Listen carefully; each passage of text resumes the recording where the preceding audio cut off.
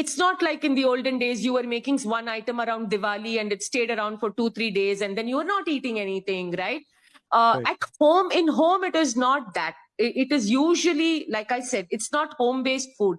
It is one of these 4-5 things that cause a problem very clearly. But in home, I don't see such mistakes because unless there is an excessive consumption of like total carbs in a day, like too much rice and all of that can cause problem. But even that doesn't cause like a infection per se. It may cause you to go to the loo 2-3 times, but at best, but not really. Right.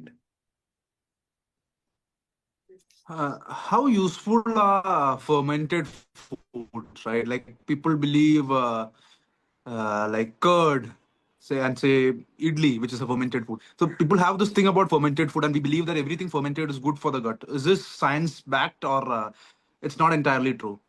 So idli is not actually the best example of fermented food. Okay, it is healthy, all right, and frankly speaking, if I have to eat anything outside and I have absolutely no choice, but I have a choice of a steamed idli, I will eat the steamed idli, even in a roadside place, because I know that's the safest. It is not the choice. There is a lot of reason, science-backed reason to believe that fermented foods are good. And I use them quite honestly in my practice till you are having some condition of histamine intolerance.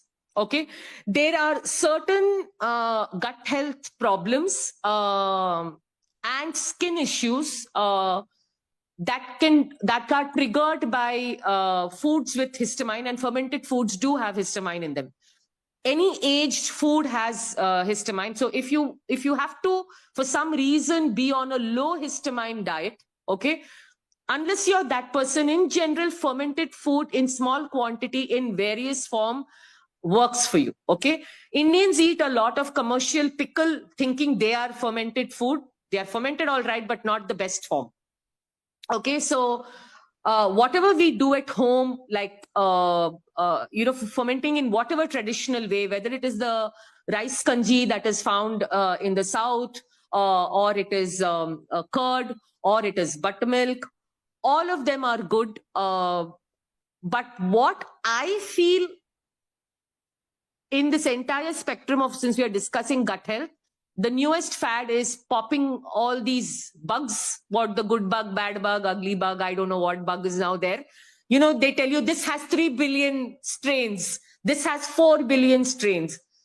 Actual evidence, if you read, you're just buying expensive urine, because none of those probiotics in those kind of dosages actually are able to pass your stomach acid and reach your intestine.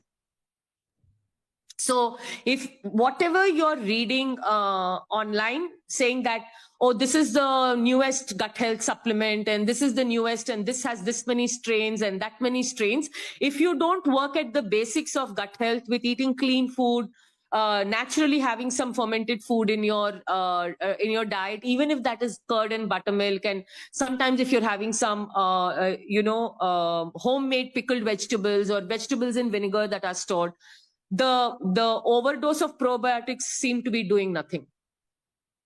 Right. So since we are discussing gut and we touched upon protein earlier, I have an interesting question, right? Like I think one of the things which many of us, not us, but many of us in our community get it wrong is that when we emphasize protein, we immediately think, okay, just have protein, like have protein. What is your problem? If somebody says, I can't digest it well, we just tend to ignore it. We say like, no, you're just joking. But that is absolutely not true. Especially for older folks, it's like there is some... Absolutely. Yeah. Absolutely. So what like they experience bloating and they experience difficulty. So what is your suggestion? How do we introduce or how do we get more of protein? It has to be a slow ramp up of anything. Okay. Today, you're absolutely right. See, your ability to digest certain things and your ability to have enzymes for certain foods also get activated and are not activated if you've not been eating that food for a while. Okay, I'll give you a simple example. For a person who is eating like today, or you and me, let's say we eat about one time we are eating rice in a day, let's say, okay, maybe 100, 150 grams of cooked rice. If we were to go back to our childhood days and eat about 200 grams of rice in 2 meals, are we going to feel right now comfortable or uncomfortable? It's going to cause discomfort. Similarly, a person who's probably been is on an average 8 to 9 grams of fiber per day, or let's say that translates to 1 cup of vegetables. If you take them to 500 grams of vegetables in a day, it's going to cause discomfort. Same with protein. There is a reason why there is a gradual ramp up of foods that is needed, and you eat it in combination with certain foods so that you digest it properly. Protein on its own, without accompanying some soluble fiber and fat, will not digest well in older people.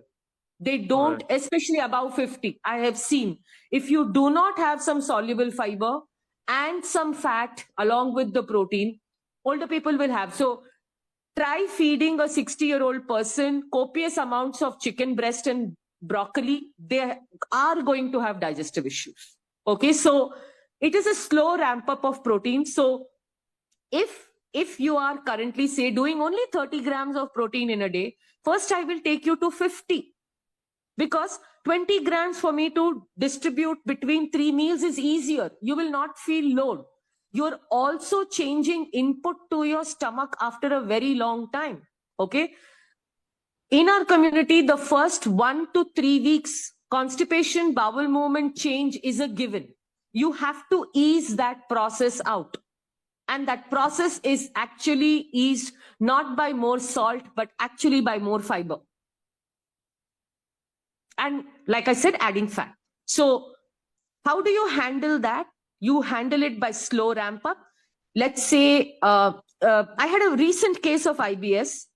The gentleman is 5'11", was on 20 grams of protein because of IBS issues over 2 years. I had to take him to 90. It took me 4 months. So whether you have IBS also or not, from 20, if I give him 90 on day 1, it's going to be problematic. Okay. The other thing, don't be, if the person is, for example, vegetarian or a vegan for whatever reason, okay, there are cases where a person is vegetarian and lactose intolerant, right? So a processed protein or a whey protein or a plant protein. Don't go introducing copious amounts of plant protein or whey protein on day 1. It will cause bloating. So the way I do it is I'll do 1/3 of a scoop every alternate day. Let the stomach at least get used to it. Okay. Then you increase it to half a scoop alternate day. Then maybe after 4 weeks, they are okay with taking 1 scoop. All right. Okay. So it is the dosage. It is the ramping up. Ask any bodybuilder when they are in their bulking phase and they go to 250 grams of protein, they have a thing called protein flatulence. It's very well known. Right.